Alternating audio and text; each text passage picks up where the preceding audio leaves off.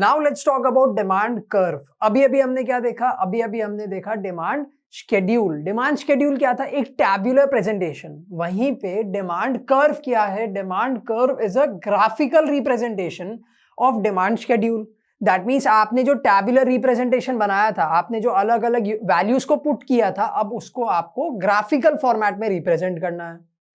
It is the locus of all the points showing various quantities of a commodity that a consumer is willing to buy at various levels of price.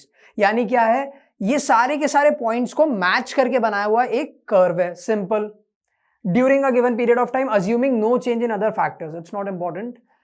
It shows the inverse relationship between the quantity demanded of a commodity with its price, keeping other factors constant. ठीक है, demand curve हमें क्या बताता है? हमें एक inverse relationship बताता है between price and quantity demanded.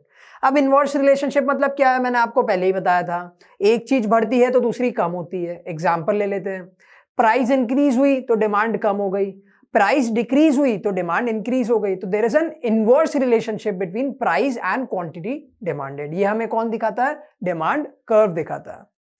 Like demand schedules, demand curve can also be drawn for both individual buyers and for the entire market.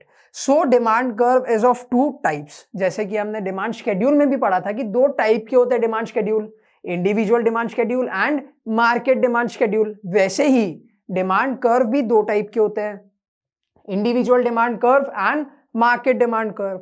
अब एक एक करके दोनों पढ़ लेते हैं. Individual demand curve.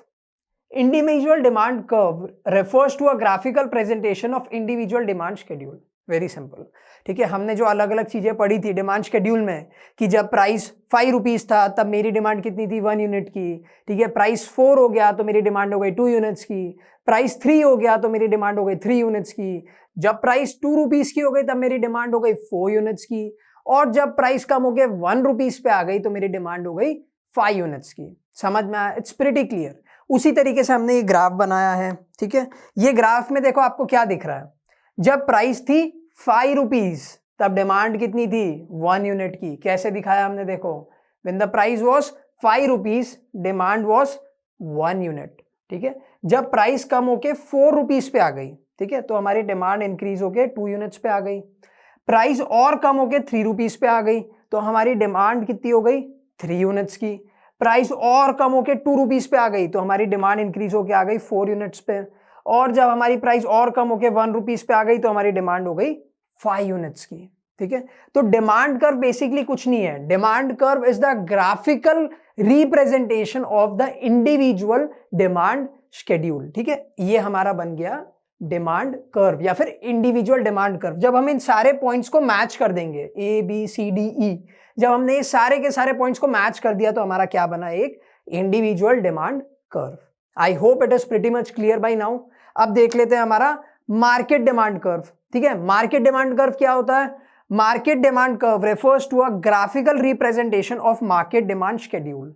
It is obtained by horizontal summation of individual demand curves. हमने market demand schedule के बारे में क्या पढ़ा था? हमने मार्केट डिमांड शेड्यूल के बारे में पढ़ा था that it is the total of all the individual demand schedules.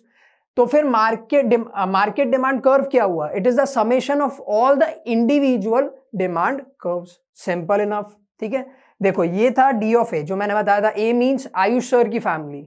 B मतलब क्या बताया था मैंने? ठीक है, it was the family of Ayush sir's पड़ोसी, नेबर. ठीक है, तो ये था मेरा डिमांड कर्व, ये था उनका डिमांड कर्व. अब आप बोलोगे दोनों का अलग अलग क्यों था? अगर आपको याद है तो डिमांड भी दोनों की अलग अलग थी. जब मैं 1 यूनिट खरीदता था वो लोग 2 यूनिट खरीदते थे. जब मैं 2 यूनिट खरीदता था वो लोग 3 यूनिट खरीद रहे थे. याद है आपको? तो मेरा डिमांड कर्व है ये, उनका डिमांड कर्व हुआ वो. ठीक है, this is D of B and D of A. ठीक है, तो जब हम इन दोनों का टोटल करेंगे तो हमें मिलेगा D of M. That is the demand of market. Market demand curve, that is D of M, is obtained by horizontal summation of individual demand curves, that is D of A and D of B. जब हम इन दोनों का total करेंगे तो हमें मिलेगा D of M. तो this is your market demand curve.